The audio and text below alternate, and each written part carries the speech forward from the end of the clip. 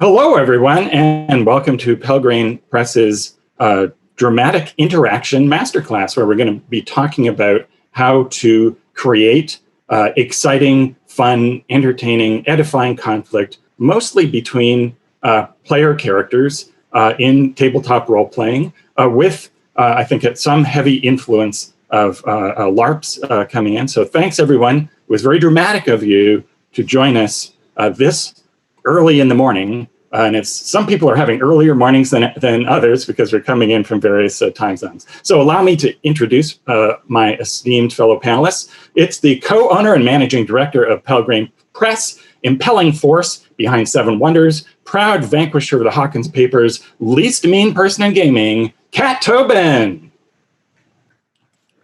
Hey, everyone. We have award-winning independent game designer, writer, artist, and professor, co-editor of Honey and Hot Wax, an anthology of erotic art games, Sharang Biswas. The writer of the Secret of Warlock Mountain series pitch for drama system, co-author of the 13th Age Game Master's Resource Book, and certified world record holder for number of drama system convention one-shots run, it's Wade Rockett. And I'm writer and game designer, Robin D. Lodds. Works I'll be referencing include Hillfolk, the game of dramatic interaction, and Hamlet's Hit Points, which breaks down the basic beats of narrative for role players, and I also co-host the weekly podcast, Ken and Robin Talk About Stuff. So the way that we traditionally kick off this panel is with a demonstration of how drama can work between characters in a game. If you may already be quite familiar with the LARP space or story games in which interaction between characters is often the bread and butter of the play experience. People who come from a more adventure or genre-oriented or trad side of role-playing, depending on when you entered the hobby, may remember the classic moment when you first discovered that player characters can argue with one another, and without a mechanism in order to resolve that, you often have the classic situation where the thief says, let's go do this thing that's hinky. The paladin says, let's not. They argue back and forth. They both dig in, and the session grinds to a halt. But if you look at the way that dramatic interaction works in media, whether we're looking at a theater, which is the oldest narrative art, although I guess you could make an argument about epic poetry, but let's not do that because it's off topic, or novels, or most familiar to us now is film and television. And the way dramatic conflict works there is that there is a petitioner, someone who wants something, and they're going to someone else, the grantor, to decide whether they grant that petition or not. And in order for that scene to be interesting, the grantor has to have some reason not to do that, and it has to be an emotional reason, and the characters have to care not just about the outcome, but about each other in some way. And so the cornerstones of drama are having high stakes and having people who care about each other in conflict. So we're going to get Sharang and Kat to riff up a little dramatic scene for us, and Wade, you're going to give us a prompt by telling us what family relationship their characters have to one another. Oh, gosh. Okay, so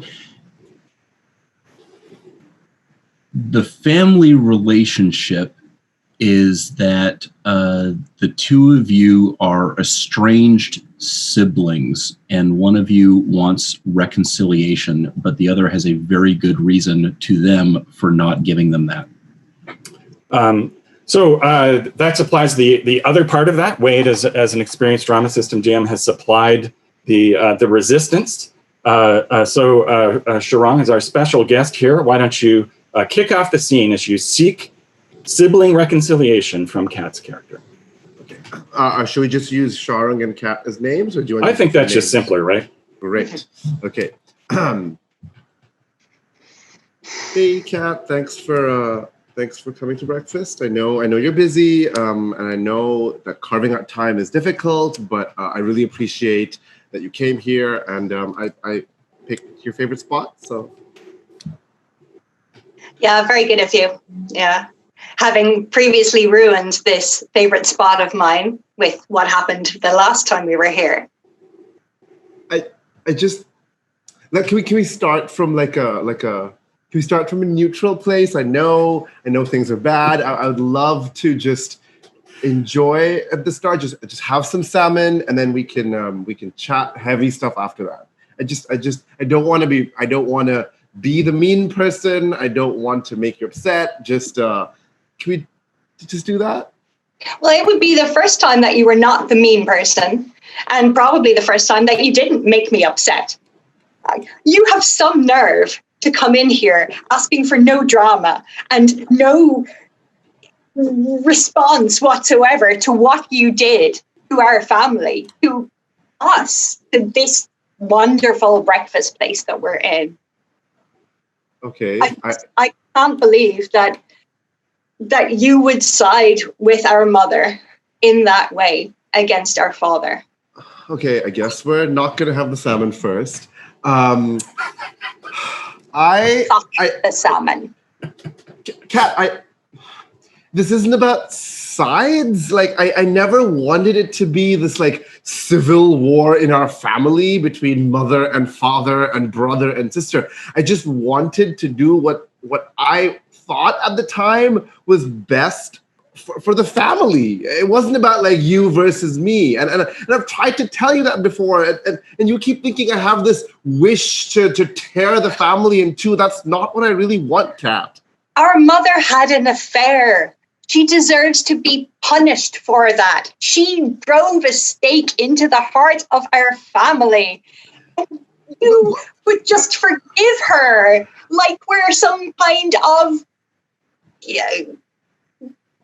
Girl Scout families aren't the basis of a family is not punitive action and punishment. We're not a carceral system. The point is people have flaws, and the family sticks together, and we try and work through and work past the mistakes we did. What good will it do to punish mom? Like what will that achieve? It'll just divide us more. We have to move forward and past this. People cheat. It's bad, but we can move forward. And I don't know why. Like, it's worse for dad to just be like, and now I will punish you, woman. Like that's not healthy for either of them or for us. Can you see what this is doing to us? Like we can't speak civilly anymore. I know, but can't you see what it's done to our father? What it's done to me? I'm so hurt by it. I feel like she's a stranger to me. Like everything I thought I knew about her is gone, and you with her. I don't know how we can fix this. I think the thing to remember is that people have the capacity to do bad things. And I'm going to admit, perhaps I also did this bad thing by taking a side, right? But that doesn't mean, like, one thing to remember is that capacity is within everyone. So when that reveals itself, it shouldn't be a case of, I never knew this about you. It should be, you did this bad thing, and now we get past it. So can we at least, we're getting hung up on this topic. Can we brainstorm methods of how to bring our parents together? Maybe what you say is true, right? That maybe mom needs punishment, but like, can we not do something wild? Like the goal should be to bring our parents together, right? Yeah, maybe you're right. I do miss us all being close. And I miss not feeling terrible about this place because the salmon is really good. So good. Well, on that brilliant punchline, let's conclude that scene and look at it a bit. So my first observation would be I've got to be careful around Sharang because he will be very good at talking me into things, I sense, in real life. So what you saw there was the classic structure of emotional negotiation. So that Sharang came in, he wanted something from Kat, and initially, Kat's character showed great resistance. And for a long time, I thought that this scene was going to go the way that scenes almost always go when we run this, which is that the grantor refuses the petition. But indeed, this time there was a reconciliation, and the grantor at the end came along and actually moved emotionally toward the petitioner. In Hillfolk, the drama system role-playing game, that would be represented by tokens in which emotional force moves around the table depending on how the scenes come out. So Sharang would have been the caller of that scene and sort of laid it out, set the scene, they would have played it. And because Kat gave him what his character wanted in the scene, he would get a drama token to represent that. If, on the other hand, the grantor had refused the petition and gotten out and stormed out of the restaurant, leaving the salmon untouched, that would have caused the petitioner to get the drama token as consolation for not having gotten what they wanted in the scene. And as tokens accumulate, you can spend 2 of them to require your scene partner to move toward you, or you can spend 3 of them to block that attempt. And so that is one way of looking at the structure of drama and breaking them down. But of course, there are many other games that look at emotional interconnection and how people interact with each other. And Sharang has edited a whole bunch of them together into the aforementioned Hot Wax anthology. So why don't you start out by telling us a bit about that, and then I'll hit you with my first question about drama. Sure. So Honey and Hot Wax, which I edited with my co-editor Lucian Khan, is an anthology of role-playing games, mostly LARP, but you can play many of them in a tabletop scenario. So, for example, 2 days ago, I ran Cleo Davis's game, Pasta Sugar Please, over Zoom, and it worked really well. And the anthology is, when we came up with the anthology, we wanted games that discuss sex, was our overarching idea, right? But of course, games that discuss sex cannot escape discussing human relationships in general, right? None of the games are about wham, bam, thank you, ma'am, just leave, right? Because that's not satisfying in a game. Especially not for the mom either. Right? Exactly. So all these games inevitably are about how sex and sexuality are tied to human emotions and drama and all the things that are around them. And some of them, and they're all relatively free form, but some of them do mechanize much more these conflicts. So in the scene that Kat and I just did, the fact that I wanted something and Kat wanted something different was the obstacle. But in the game I just mentioned, in Pasta Sugar Please, for example, in Cleo's game, the drama is mechanized a lot more, where you physically are not allowed to talk about this thing, and you must use innuendo. You must only describe the tea party food in front of you to talk about the wild BDSM night you had. So some of the games are more freeform, where you create this drama through character prompts and storyline things, and some of them have these specific mechanical things. I think it's a really interesting mixture of how relationships and sexuality are explored through these different games.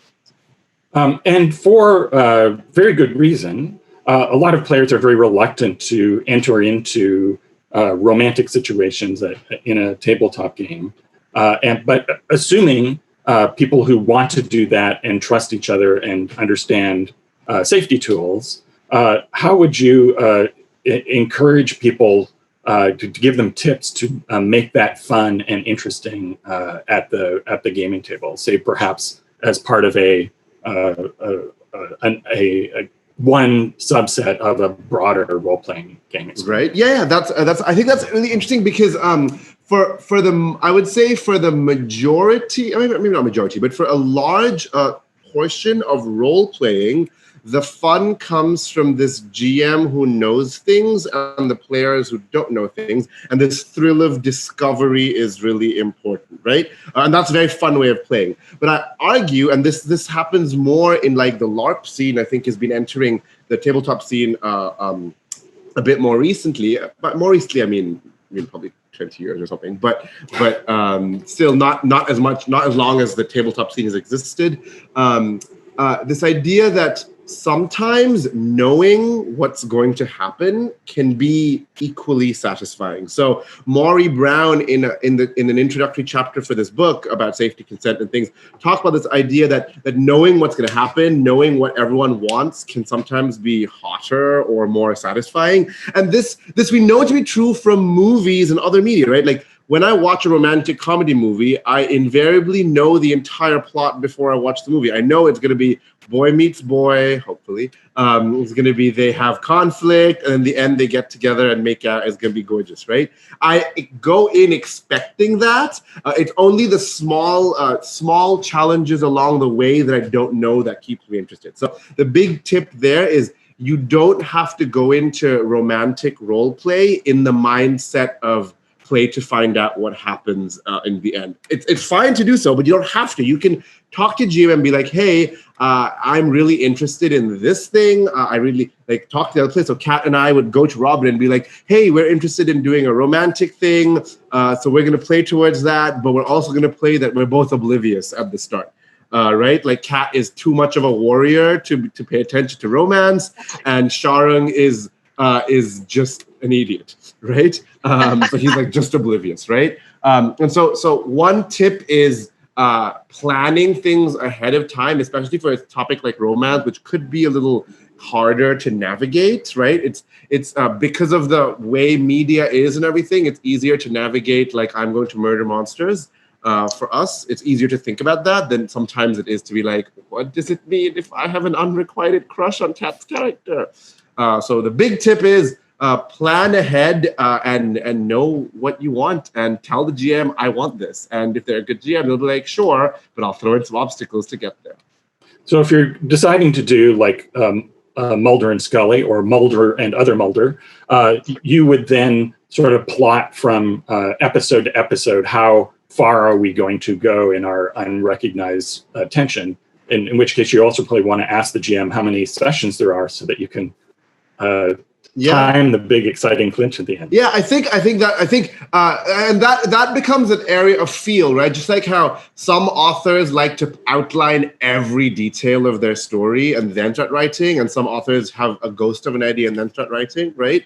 I think it's the level of how detailed you want to be is up to you as players to decide that. It can be like, I was playing a game of Masks, and I told my GM I have this childhood crush and I'm really into him, and at some point in the campaign I would like to kiss him and have him want to kiss me back, right?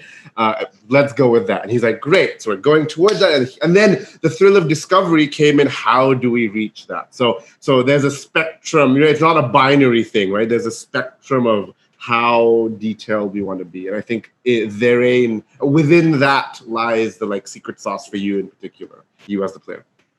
Because, of course, if you get together too early, then there's going to have to be some other person to come along or some situation to tragically tear you apart. Exactly. And then if it happens too early, then the drama then shifts to a different conflict. And that might not, if you want your conflict to be, I'm oblivious, she's oblivious, we're getting together, and then it happens so quickly, and then we have 12 sessions of this campaign left. Now what, right? So. Yes, and then you have the remaining 6 seasons of True Blood. Or the second act of the Fantastics. Right. So we're talking about conflict here, Wade, and one of the reasons why I think people are psyched for being resistant to a drama system or to other games of this ilk is that they don't like PvP, player versus player, and for them, emotional conflict is uncooperative.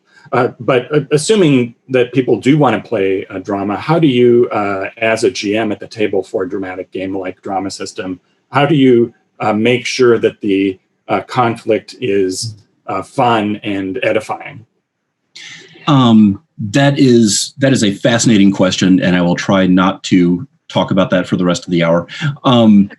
Because, a lot of it boils down to that classic GM question: how do I get my players to do the kind of thing that I want to do, but they don't want to do? Whether it's try a new game or play this existing game this way. Now, with Drama System, we have the wonderful advantage of the drama token economy, where players are mechanically rewarded for engaging in, not only engaging in emotional conflict at the table, but then if you quote unquote lose, which is not a word I would apply to real life emotional conflict, but if you make a concession or if you are refused, then you get this little token that you can later use in the game to exert your will onto what happens, and you can force other people to do things, and you can bust into scenes that you're not wanted in. You can get out of scenes that someone's trying to snare you in, and this is a wonderful piece of player psychology, which is that players want their characters to be able to wield power. And so if you reward that by giving them power in the game, specifically mechanical power, like it's right there in the rules, you can't dispute that, no one can disagree with it, then that really helps tremendously. As a side benefit, the game is actually better. You have epic gaming moments that you will remember and talk about for years and years. And so while there is a risk of, if everybody's on board with that kind of thing, and that's not the scenario here, then everyone understands, yes, these characters are in conflict. The players are not actually in conflict. We may need to apologize to each other between scenes for being so harsh and saying terrible things, but we understand what we're doing. But historically, if your characters have been in emotional conflict, it's largely because the players are disagreeing about something through their characters. There is a session in my 13th Age campaign of which we do not speak, because one character wanted to go into the town and do the thing, and the other character did not want to do the thing, and both had good reasons, but there was no way to navigate that in the fiction. So I think also like being intentional about it up front, as discussed already, setting boundaries, being able to check in and pause if necessary, if things seem to be getting heated. Also, and this is something that GMs, I think, don't traditionally do in their role, which is step in and moderate and mediate a dramatic scene. It's like, okay, Ned the Ranger, it sounds like what you are saying is this. Is that correct? And you're saying this, and okay, so just, go, just want to make sure. And so could it go this way? And I think that kind of also serves as a pressure valve, much in the way that a relationship counselor would, right? Is that there's somebody else there who is in control and everything's going to be okay. Can I make a comment about that? Absolutely.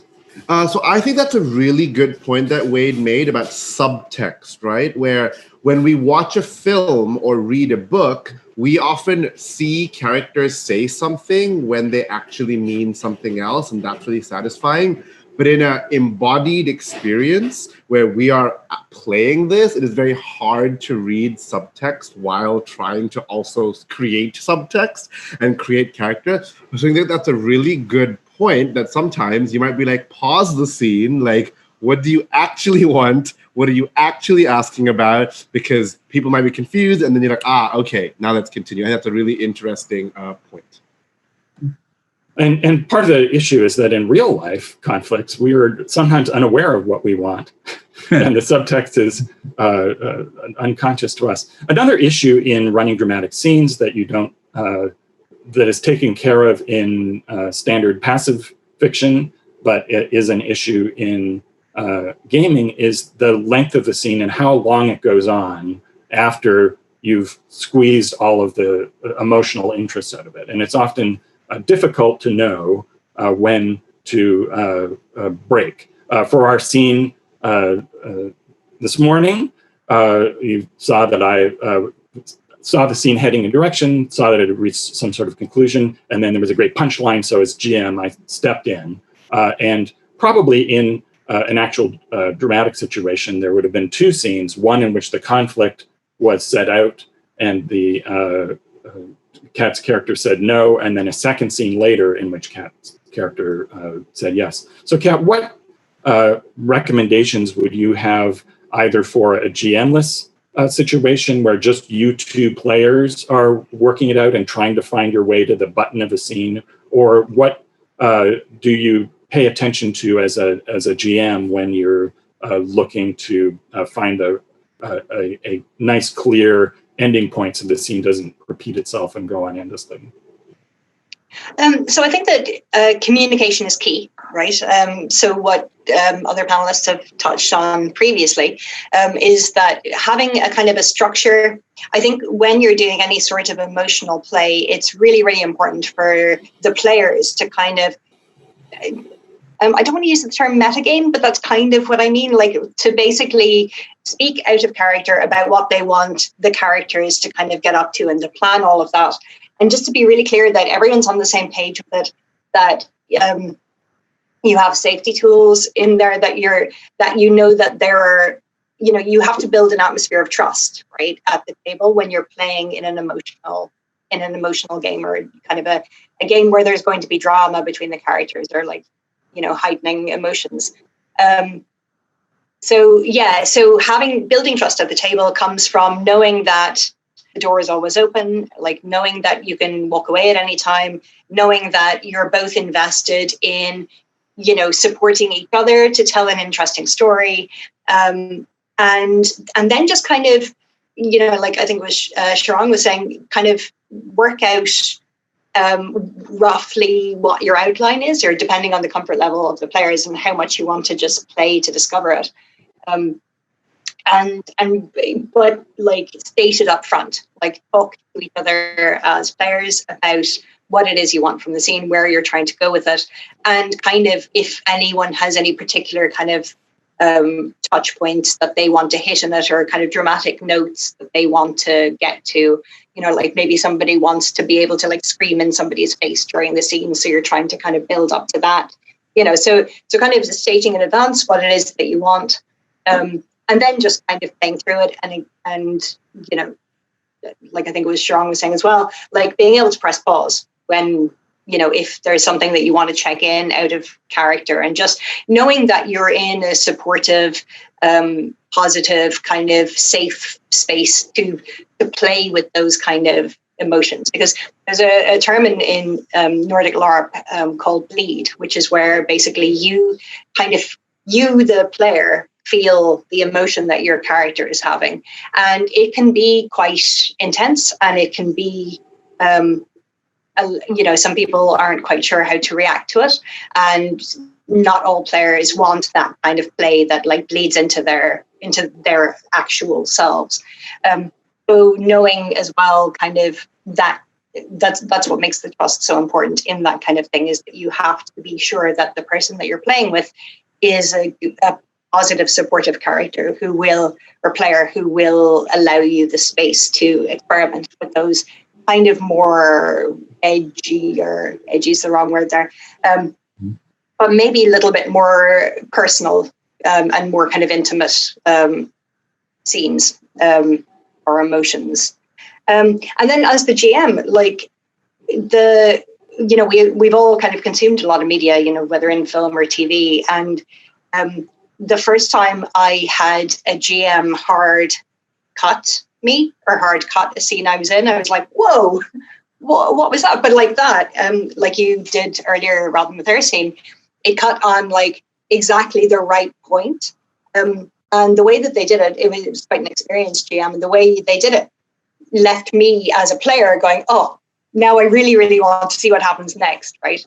And it, so you're kind of looking for those moments where either, like you said, there's a natural resolution, or things have like, you know, built to a kind of a climax, and you can either cut them on a cliffhanger or cut them after, you know, like with our scene, after the kind of, we've come back down the other side of the emotional roller coaster. May I add a thought? Please jump in. Please. Yeah. For both GMs and players who are unused to this kind of thing and are trying to find their way into it, this is a case where actual play podcasts and videos might be a tremendous benefit, because you have in often cases, professional improvisers who are acting these things out, and people watch this and say, yes, I want that at my table. And so I'm thinking particularly of the Adventure Zone from the McElroy family, who give every evidence of being a very loving and close family, but they're playing out stories where in one arc, a player is revealed to have been responsible for the deaths of another character's parents. And those scenes were devastating. But everything is still okay with the McElroys. It's like, you could have that at your table if that's the kind of thing that you want. We just, need to find their way there. So having others who've gone before, showing you that it can be done, I think can be helpful, and also give you an idea of, oh, here's how those scenes are paced. Here's when you cut away and transition to something else, and so on. And so it gives you a role model. So Wade, we have a question in the chat that I think kind of dovetails into what we've been talking about, which is as a player in a game where other people are sitting and watching you play, if you don't have a GM to jump in and find the button on your scene, how do you self-edit in order to make sure that the rest of the group is only watching you as long as is entertaining, and then you can move on and cede the spotlight back to them? Yeah, that's a fantastic question, because in other kinds of RPGs like D&D or 13th Age or whatever, if you're engaging in battle, there's a mechanical resolution. Once the other side is out of hit points or runs out of morale or whatever, then it's over, and there's no mechanical limit enforcing scene lengths. And in Drama System, as a GM, that's where I kind of say, okay, it feels like that scene, yeah, and also, but if it seems to be going on too long, it's like I feel like your characters are kind of dancing around the point, and so could you maybe step it up a little bit and get to a resolution? There's a great technique that the LARP scholar Sarah Lynn Bowman taught me about that, which is when you're seeing a scene going on a long time, you can then call for last lines. So ask every player in the scene, last lines, please. And then they know, okay, this is my last line. I have to make it count. And that's a really great way to be like, we're ending, but say something. Often in Drama System, when the players aren't reaching a button, but they're repeating themselves, I'll just give them the classic wrap up, and that'll inspire them to move on. Well, we have another question specifically for you, Sharang, which is, I don't know if you've paid this person to ask this question, but what is the origin of Honey and Hot Wax? I do not have that kind of money, Robin. I don't know. It may be that GenCon Online attendees can be bought cheap. What is the origin of Honey and Hot Wax? Was it we need more erotic games, or was it look at all these erotic games, let's put them in a book? It was definitely the former, right? So I've been interested in, so the origin was a lot less deep than what we've been talking about. The origin was, I'm artistically very interested in games that ask players to do unconventional actions in order to resolve the narrative, right? And by that, I mean, not my first game, but that's far from my first game. But my game Feast, that won a couple of awards and won Indicator Awards a few years ago, is a game where you physically cook and eat food at the table while playing, right? So that was really interesting to me. And I'm like, well, how can you push this? What other physical actions can you get players to do? It isn't just rolling dice or just talking or something. And so I'm like, well, eating is a very primal act that people like doing a lot. What is another primal act that many people like doing a lot? Oh, having sex, right? A lot of people like having sex a lot. So I'm like, can we push against the boundaries of games and have games where players are literally and physically doing sexy things with each other? And it started there. That was the first thought. And then I was talking to Lucian, who I know very well, and we were talking about, okay, what does this mean? Can we do an anthology? And it grew from there and became, can we do an anthology that talks about human sexuality? Some of the games might be the thing that I was interested in initially, which is games that ask you to perform sex acts on each other. And some of the games are not. Some of the games make you ask you to figuratively have sex with the characters having sex, and some of the games aren't even about that, right? So there's one game called The Sleepover by Kat Jones and Julia Ellingbo, which is about teens in a summer camp discussing the awkwardness of getting the sex talk from their parents and awkwardly discussing, what does this even mean? Oh, has anyone ever watched porn? Oh, what is that? Oh my God, right? So it became a much broader book that has like games that talk about sex, games in which characters are being saucy, and a couple of the games where you are physically doing things with the other players. And of course, with safety tools and all that at hand. So yeah, that's how the book started. Thank you for that question, person who I did not pay. So how did you go about finding, so were these pre-existing games that you discovered existed, or did you commission games, or was it a mix? So I am actually really proud of the method we used. I remember talking to Kat about this over Mexican dinner in New York. So what we did is, so we secured 2 grants from the Effing Foundation for Sex Positivity. And then we put out a call for games, because one of our really, something that both us and the foundation really wanted is to have as diverse a possible of roster of people, and for multiple reasons. First off, we want to promote diversity in the games industry, but also diverse people means diverse perspectives on sex and sexuality, and we really wanted to represent that. And then we put a call, and we said, send us a pitch. Don't send us a full game, because we want to be fair to artists. We don't like artists doing things on spec, okay? So we got sent, I don't know, like 30-something pitches, which are like short pitches. Some of those, a small handful of those, were games that people had made already. So Alex Roberts, her game Pop, she had made already.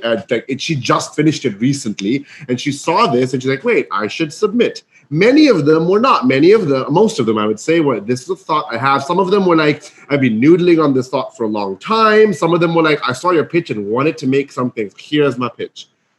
Once we got there, then Lucian and I, with input from Kat and Kit, who is the head of the Effing Foundation, looked at the pitches and picked a subset that we thought had potential. Those folks, we paid them a part of the grant. I don't remember exactly what percentage. We paid them a part to then make their games, submit those games, and out of those, we picked the final subset to feature in the book, and paid them an extra amount to feature in the book. And all the artists who are ultimately featured are getting royalties as well. So in that way, we ensured that if it was a pre-existing game, as long as it wasn't published elsewhere, and it was great, it was there. If it was a brand new game, artists got compensated to make it, and weren't just like, make it and then we'll see if we like it or not. Because unfortunately, that's the way a lot of the art scenes work, and that's not harmful, but that's harder for marginalized people to do that, because they don't have the luxury of just, let me make art, I have boundless free time, right? And that's how that works. So we have a question that Kat and Wade can perhaps field. Do we have a drama system actual play that we can direct people to? We urgently want this to exist, but are we going to have to make it ourselves?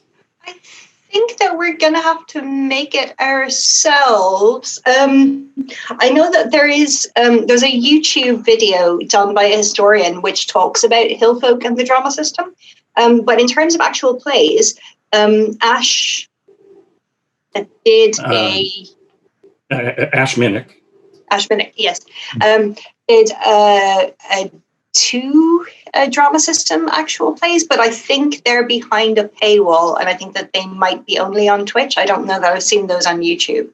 So any actual plays or videos that we know about, so we've linked in playlists on our YouTube channel. So if you want to go and check out our YouTube channel, I'm sure Noel will put a link in the show notes.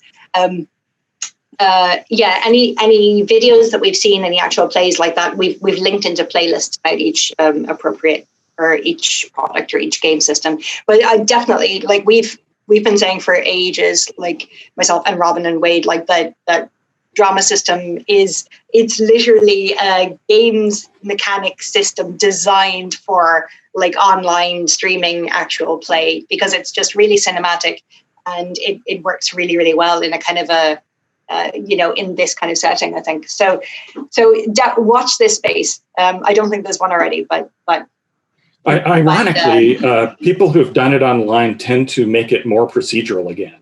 And so that is... you know how I feel about the procedural rules. Well, yes, but they're proving my point. Sorry. Sorry, go ahead, Rob. The Ashmedic video, if you search YouTube for The Uncommon Trust Presents Hillfolk, you will indeed find that. It is not paneled there, but I have not watched it myself yet, so I can't vouch for the dramatic versus procedural balance. I think that one is is closer to the actual printed text of the game, so that's probably the one to look at. And I'm going to chime in a little bit. This is going to sound like a self-call, but I've been in an actual play on WebDM for the last few months of the Dracula dossier, which is not drama system. It is Night Black Agents, which is the gumshoe system. But I think that's an interesting example of drama with characters, because there are lots of bits where the characters want separate things and they negotiate. And there are bits where I actually pause scene and I'm like, guys, my character is going to torture this vampire. Is everyone okay? And we can X-card this. And then we pause, we look around the table or at the camera, everyone agrees, and then we continue, right? And so there's some great examples of that. I'm not going to toot my own horn too much, but there's some great examples of that in that actual place. And I have definitely found that my own players changed how they negotiate with each other and how they resolve things in other games after playing drama system, that sort of taught them to resolve things and not to go on forever. And sometimes they will reach loggerheads, but they became much better negotiators with each other in all other games after having played that. Next question is, how do you as a GM walk the line between laughter and drama? As in, how do you manage the peanut gallery that may laugh or make jokes nervously that negate the dramatic tension? I've always found that games of drama system are extremely funny. And I was certainly enjoying the scene this morning, and that in giving positive feedback to the people improvising the scene in the form of actual laughter or other sounds of enjoyment. If there's a great play that someone makes, or they really dig into a particular thing, that the players, rather than negating the tension, and I don't think you're always necessarily looking for difficult, troubling tension as in suspense in adventure, but just conflict of some kind, and that the same rules of dramatic interaction, petitioner and grantor, can be done in comedy as well as in drama, and that that sense of laughter and enjoyment at the table is actually an enormously positive thing that you don't want to step on. And as GM, I certainly want to participate in rewarding people when that let them know that I'm enjoying their scene and that things are going well. Now, people who are undercutting the drama by being snarky or sort of pulling focus when they shouldn't be, is just sort of a classic GMing problem that applies to pretty much everything, really. Wade, how do you handle that if you find yourself sitting down at a table of people you don't know and some of them are counterproductively kibitzing? That can be a huge problem, especially at a convention game where you want, people have actually paid money to sit down at this table and have a good time, including the person who's causing problems. There was indeed a drama system game where one player was deliberately undercutting the drama because and saying things like, "Oh, I just wanted to lighten the mood," at very intense scenes between characters, or would spend drama tokens to crash a scene and do a little comedy to do things. And the way that I handled it at the time was through positive reinforcements of the players who were doing a good job of leaning into the dramatic thing, rather than explicitly shutting down the problem player. Part of that might be my own conflict aversion. There may have been a much better way of handling that, but that was kind of my thing is like, you, whatever, you. But let's get back to you two, because I feel like, you have really done something interesting here, and I'd like to explore more of that. So. We have a question that I think dovetails with Sharang's discussion of doing drama within the procedural context of Night's Black Agents. And that's, I've noticed that when I play a game like D&D, but with a dramatic twist, often the drama / talking scenes and the action scenes are very clearly delineated. Is this just the way it has to be? Or are there techniques that exist for embedding some drama inside the action? My gut reaction, my first reaction is that systems tell you what they want you to do in the game, right? So the first reaction is if you want certain kinds of play, you want to look for a system that supports that. Now, that is not the most satisfying answer because you like certain games with some things, but you want to improve and improve your experience at the table, right? I would say the first thing, and it's sound, we're going to repeat this ad nauseum, is talk to your players about this, right? So tell your players, hey, this is what I think would be fun. Do other people find this fun? If they don't find it fun, you might have to do that with other people, right? So say that, and because if you set the expectation with everyone that this is what we're going to try and do, they will try and do it, right? Like if you're saying this is a game, if you tell people in this game we're going to do high school romance, they're going to try and go to that if it interests them, right? So that's the first step. The second step is there is a lot of richness if you look for it and insert it in things that are often overlooked in a lot of these combat-focused games. So I'm thinking of D&D, for example, has character backgrounds. 13th Age has one unique thing, right? I'm thinking Night's Black Agents has your touchstones and the people you're connected with, right? There are all these things that we tend to only think of mechanically. So sometimes we only think of D&D backgrounds like, all right, what benefit does it give me? What language does it give me? What items does it give me, right? But those things can be brought into the story, right? Same thing with 13th Age is one unique thing. And Wade, you know this more. What are they called? The 3 facts that you can assign points to that determine your skill bonuses? Those are actually called backgrounds. Backgrounds, right, yes. Yeah. So you don't just need to use them for I used to trade in frozen brains for the underground market, so I can sneak easily, right? It can be like, oh, so your past lover who was a smuggler of frozen brains is sad and wants to talk to you, right? You can use those things to hook people in. You can even use things like character class, right? Like the fact that you're a druid means you have certain philosophies. The fact that you're a paladin means you have certain superiors who expect certain things from you, right? So leaning on those is interesting. And also leaning on NPCs, I have found is very interesting. So notice how Kat and I very easily lent on the fact that it's connected to our mother and father and these NPCs. So GMs should look for that, should ask people about, tell me about an NPC that you like, tell me about your brother, tell me about something, and then connect those NPCs to other people's stories, and those can work really well, and they can offer rich fodder for when you are doing the combat scene. So like, oh no, we need to rescue Kat's mom. Oh, there's a combat, and then there's drama because Kat's mom is being pulled away by the father who is now turned into a vampire. So he doesn't really want to do this, but he is doing this. Oh no, and then those things will arise. Again, tell your players beforehand, and they will create situations like that. So that's one suggestion.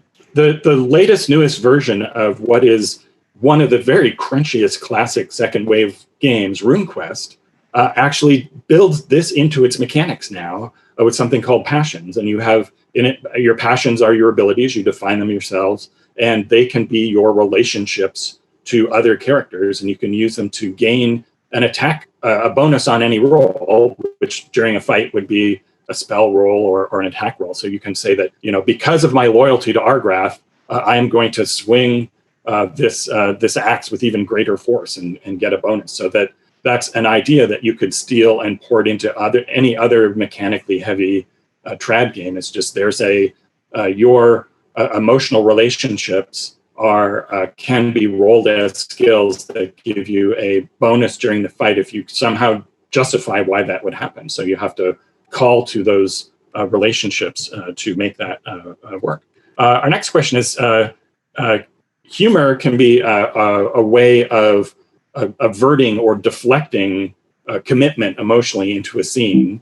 And so if you see a player doing this, or it's something that you do, Kat, how do you encourage it or make that work in order to keep the scene going instead of crashing it? Yeah, so this is actually, it's a perfect question for me because it absolutely is what I do. And it's also, I've noticed, like I've run drama system an awful lot, and I've never been able to run like a melancholy or a sad drama system game. They always kind of, they always tend more towards the kind of the comedic and the humorous. I think that, again, like I was saying earlier, like when you're kind of building to, when you're building intense emotions, or you're building to a kind of a climactic part of an interpersonal scene, I think that sometimes you can't necessarily sustain the tension over an entire session of a game. But if you're like building it up and then using humor as a release valve, you can keep the tension kind of ramping slowly up for a longer duration, a longer period of time. So it can be useful sometimes to kind of vent a little bit of the tension, just so that you're not, so that you can sustain it over a longer period of time, I think. And like, I also think as well that a tool that I don't think we use enough in tabletop as GMs is silence. And there's a whole, so like if you are kind of finding that players are kind of degenerating into humor, right? Silence is a really powerful tool, especially for you as a GM to use, because the players don't expect you to be quiet as a GM. So if the players are like messing around and they're not taking it seriously, or they tend towards the humor the whole time, being quiet, and dropping the level of your voice, dropping your volume, it kind of creates a sense of tension and of drama, but of a kind of a negative drama, like a less humorous framing for that drama, and more of a kind of a somber note. So I think that those are kind of things that I've tried to use, like just being quiet, and when you're quiet, the laughter kind of dies down because people aren't sure what's happening. They're like, what's going on? Why is she not saying anything? And they all kind of stop and they get a bit nervous, and you can then kind of, change the drama back onto the more, the more kind of serious side. If that's, what you're going for, if you're playing through, the death of a significant person in the characters' lives, you don't want them laughing at the funeral, right? So you can kind of calm them down like that. I think that's a useful kind of a crowd refocusing kind of technique. I found in a long-running drama system game that the laughter changes over time into the familiar laughter of it arising from character.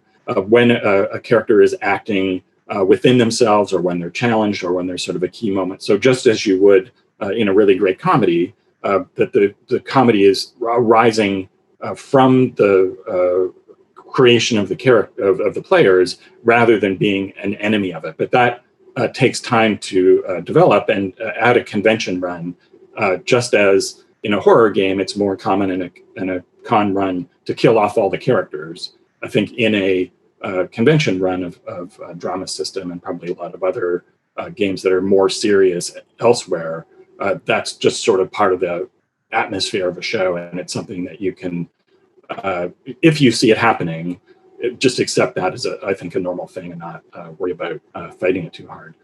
So at this point, we're reaching the top of the hour. So I think it's time to go through our panel and get some concluding thoughts. Wade, is there a note that you would like to give of a topic or idea that we haven't covered? I just wanted to add, when discussing bonds between player characters, that can be very powerful and prompt dramatic interaction. Gumshoe games tend to have sources of stability where the player characters are helping each other keep their shit together, and if they withhold that, then that can be really powerful. I just statted up Will Byers from Stranger Things in Fear Itself, and it's like, oh, his source of stability is his D&D group, and when they start finding other interests and going their own way, Will falls apart in really interesting ways. And it's like, that's a fantastic example of how a party, quote unquote, can be reliant on each other and let each other down in a way that furthers the story. Also, by drama system, it's great. Yes, he wore the shirt to commit to that bit. And visit the Pelgrane Threadless store. Yes. Sharang, you must have had a thought that could not be picked up on earlier that you'd like to drop in at this point. Yeah, sure. So it's related to one of the last questions I answered, which is in discourse and chats, we talk a lot about how the players can communicate better and how they can make the drama better. But sometimes the players like, I'm used to this kind of gaming. DM, give us drama, right? And the DM's like, how do I do that? And I think a great way of doing that is something I touched on before is think about NPCs and think about NPCs the characters care about and put them into complications. And that's a great way for players to have, to feel a sense of drama, even if they don't necessarily want this like heavy drama like what Kat and I showed at the start. This kind of some emotional attachments to characters will create a little bit of drama, and I think that will make a richer play experience, even if you're playing a very combat, even if you like, 4th edition D&D, which is very combat heavy. That's like the main thing, right? I think doing that kind of thing will add some drama and it will make people have a better play experience. Kat, closing thoughts on making your games more dramatic and fun? So one of the things I love the most about Hillfolk and the drama system is the relationship building at the start. So it gives you a mechanical framework for designing inter-character relationships effectively.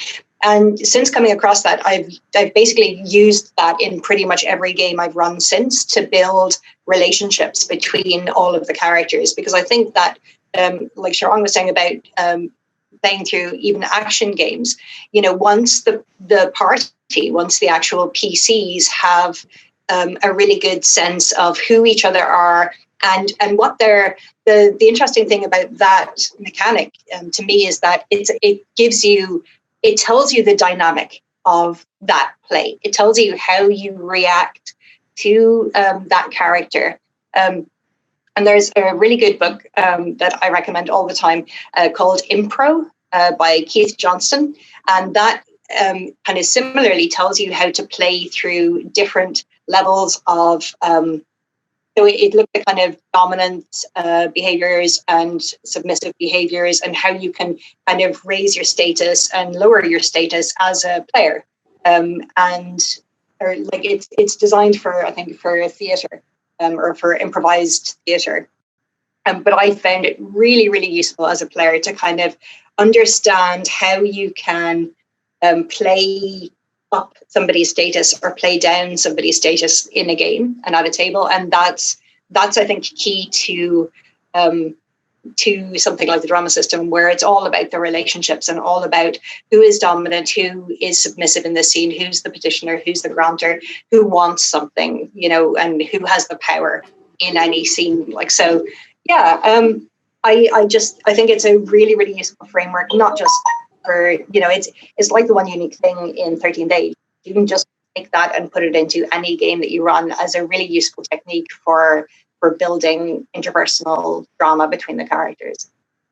For my final thought, that actually dovetails into another question here in the chat, which is, are there pointers for adding drama system into another game system that doesn't handle interpersonal conflict? You can head on over to pelgranepress.com and hit the drama system tag, and that will lead you to a Page XX article on that very subject. But very briefly, as Kat suggests, you can take the relationship building system and plunk it into any game because it has no additional mechanical pull that it will place on anything else in D&D or Knights Black Agents or whatever it is. What you do as you create that is you explain what your bond is with someone and what you want from them and why they, and then the other player explains why they can't give that to you. So that explains why there is actually an ongoing conflict, because as we mentioned earlier, if your desire is let's reconcile after our argument and have some salmon together, and the other person says, great, I've been hoping you would say that, that's not a conflict. You need to find another one. And just similarly, you can introduce drama system scenes, including the token economy, into another game. And the really only adjustment in switching back and forth between drama system scenes and procedural scenes is to manage the economy over the number of drama scenes that you run. So you sort of keep track of, a normal drama system game would, all of its token expenditures just happen within a single session, then you reset at the next session. Whereas in a more standard game, if you're only running 3 to 5 scenes per evening, you would have to keep remember the tokens from episode to episode over, say, 3 or 4 different episodes. And other than that, it's just a matter of getting used to everybody used to the transition between, okay, now we put on our drama system hat and have this scene. And now we go back to finding, after having discussed why we tortured the vampire, now we're going to go and find another vampire and possibly apologize to them. So on that note, I would like to very much thank all of our participants today, Kat Tobin, Wade Rockett, and Sharang Biswas, and thank everybody for attending this virtual panel. And at this point, I guess we have to leave the room open for perhaps some cosplayers who are going to talk about how to dress up as anime characters that I don't recognize. And so at this point, thanks everybody. There is one final Pelgrane panel for this edition, perhaps hopefully the only edition of GenCon Online. That is at 2 p.m. It's the 13th Age Monster Building Workshop, and that will actually be taking place on Zoom. So if you're interested in that, head to the GenCon site, search for that event, and you will find the Zoom link. And just to say as well that you can follow Pelgrane Press at Pelgrane Press on Twitter, and you can go to our website at pelgranepress.com. And I'm at THM on Twitter. Where can we find everyone else? So I'm Sharang Biswas on Twitter. You will, it is my full name. You will find me tweeting a lot about Honey and Hot Wax because it just released. And that will link to my website and my itch page as well, which is Astrobigmus. I'm at Wade Rockett on Twitter and everywhere else, honestly. And on Twitter, you will find fascinating and entertaining RPG content interspersed with off-putting political screeds. So enjoy that. And I'm on Twitter at Robin D. Laws. You can find the podcast that I co-host every week with Kenneth Haidt by searching for Ken and Robin Talk About Stuff in your podcast app of choice, or heading on over to kenandrobintalkaboutstuff.com, or even better, joining us at our Patreon. So again, thank you very much for joining us, and have a great rest of your Tulpa GenCon.